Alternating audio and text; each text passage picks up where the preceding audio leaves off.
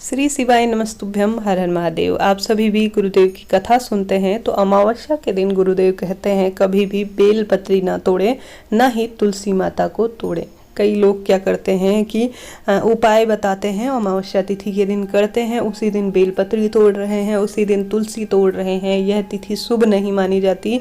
इस दिन बेलपत्री और तुलसी माता को नहीं तोड़ना चाहिए। उससे एक दिन पहले ही आप सभी इस तुलसी माता और बेलपत्री को तोड़ कर रख दे लड्डू गोपाल की सेवा और महादेव की पूजा के लिए। आप सभी इस बात का ध्यान रखें। अगर आप कथा का श्रवण करते हैं तो यह बात जरूर जानते होंगे, तो इस बात का ध्यान रखें। अब जान लीजिए कब है इस साल की अंतिम का जो अमावस्या है 2022 में, जो आप स्क्रीन पर भी देख पा रहे हैं। हालांकि 22 तारीख से ही अमावस्या शुरू हो जा रही है, परंतु 23 तारीख के दिन ज़्यादा श्रेष्ठ रहेगा, 23 दिसंबर के दिन, क्योंकि इस दिन पूरे दिन भर अमावस्या तिथि व्याप्त है। तो ऐसे में 23 दिसंबर 2022 को 23 दिसंबर को ज़्यादा शुभ रहेगा। तो 23 दिसंबर के दिन आप सभी जो है उपाय, पूजा पाठ या अपने पितरों के निवृत्त जो कार्य करते हैं वह करने का प्रयास करें। पितृ और देवी देवता हमारे शास्त्रों में बराबर स्थान है। जिस घर में पितृ प्रसन्न होते हैं उस घर में बरकत और रोग मुक्ति, धन संपदा, संतान इत्यादि स्वयं प्राप्त हो जाती है। तो गुरुदेव के इन सरल कार्यों को करने से भी आप जीवन में सभी सुख प्राप्त कर सकते हैं। काफ़ी सरल उपाय आप सभी के लिए लेकर आई हूँ। एक दो भी उपाय कर लेंगे, कार्य कर लेंगे तो काफ़ी श्रेष्ठ रहेगा। जैसे कि महिला को आवश्यक रूप से करना चाहिए जब अमावस्या तिथि हो, क्योंकि वह दोनों कुलों की द्योतक है। पीहर पक्ष और ससुराल पक्ष प्रसन्न होने चाहिए। मेरा मानना है कि छोटे छोटे से कार्य हैं, बहुत अधिक कठिन कार्य नहीं होते अमावस्या के दिन करने के। तो देर न करते हुए शुरू करते हैं। क्या करना है ध्यान से सुनिए। सबसे पहले आप सभी जो है महादेव के भक्त हैं, मैं यह जानती हूँ, आप भी हैं। तो ऐसे में आप सभी महादेव को जब इस दिन अमावस्या के दिन जल समर्पित कर रहे हैं तो जल का लोटा हम सभी घर से ही भर कर ले जाते हैं। तो पूरा घर पर उस जल के लोटे को ऐसा लगे कि घर पर पितृदोष है, कहीं ना कहीं अशांति का माहौल है, पैसों में बरकत नहीं है, बाहर मन लगता है, घर में चिड़चिड़ होती है। तो उस जल के लोटे को अमावस्या के दिन अलग तरीके से चढ़ाना है। पहले घर से इसे पूरे घर में घुमा लेना है।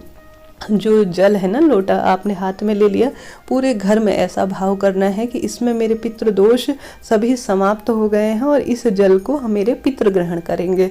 अब पूरे घर में इस जल के लोटे को घुमा लिया। हालांकि अन्य दिनों हम नहीं घुमाते हैं, परंतु इस दिन जल के लोटे को पूरे घर में घुमाना है और इसके अंदर डाल लेने हैं काले तिल। कुछ दाने काले तिल के डालने हैं। अब आप सभी को इस जल को महादेव के ऊपर समर्पित करना है। आप श्री शिवाय नमस्तुभ्यम जरूर बोले इस समय और ऐसा भाव करें। गुरुदेव कहते हैं इस जल को जो है आप भगवान शिवलिंग पर समर्पित करते हैं तो माता रानी के हस्त कमल के माध्यम से यह माता पार्वती भगवान शिव तक पहुंच जाता है।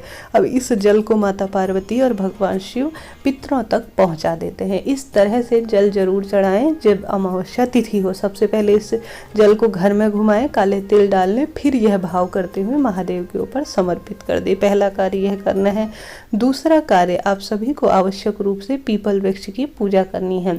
अमावस्या के दिन सबसे ज्यादा महत्व पीपल पूजा का माना गया है। तो संभव हो तो काले तिल मिश्रित कर और दूध मिश्रित कर पीपल वृक्ष की पूजा करनी चाहिए। अर्थात पीपल वृक्ष की जड़ में दक्षिण दिशा की ओर मुख करते हुए आप सभी को जल समर्पित करना है। इस दिन पितरों के नाम से करना है। अन्य दिनों आप किसी अन्य के नाम से करते हैं, परंतु इस दिन जो है पितरों के नाम से करना है।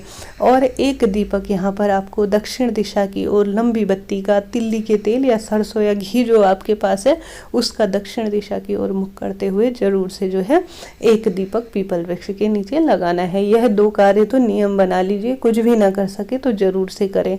तीसरा कार्य, कुछ ना कुछ भोजन के रूप में जरूर निकालें। सूखा अनाज हो, जो भी आपके पास हो, ब्राह्मण को भोजन करवा सके तो कहना ही क्या। परंतु गाय के लिए इस दिन रोटी कैसे निकालें, गुरुदेव कहते हैं आप सभी को 2 रोटी लेनी है। 2 रोटी, प्रथम जो 2 रोटियां होंगी वह उसके 4 हिस्से कर लेने हैं। चाहे तो 1 रोटी के 2 हिस्से कर लीजिए, नहीं तो 2 रोटी के 4 हिस्से हो जाएंगे। ठीक है। अब उसके ऊपर आप सभी को घी रखना है, मतलब कोरा नहीं देना है, कहने का अर्थ है उसके अंदर तिल वगैरह जरूर डालने हैं और उसके अंदर घी या गुड़, शक्कर जो आपके पास है वह डालकर आप सभी को सहलाते हुए गौ माता को खिलाना है। अर्थात पीहर पक्ष के पितरों का भी भाव करना है और ससुराल पक्ष के पितरों का भी भाव करते हुए गौ माता को इसे खिलाना है। और गौ माता की अच्छी सेवा चाकरी करनी है, अर्थात उसके गले को स्पर्श करना है, उसको मालिश करने जैसा, अर्थात उसे बहुत अच्छी तरह से स्पर्श करना है। संभव हो तो स्वधा स्वधा स्वधा जरूर से बोले। इस तरह से गुरुदेव की यह सरल कार्य हैं जो हम सभी को, विशेष तौर पर महिलाओं को, अपने घर में सुख समृद्धि के दिन, अमावस्या के दिन करने ही चाहिए। कैसा लगा वीडियो बताइएगा जरूर। मिलते हैं किसी अगली वीडियो में। हर हर महादेव।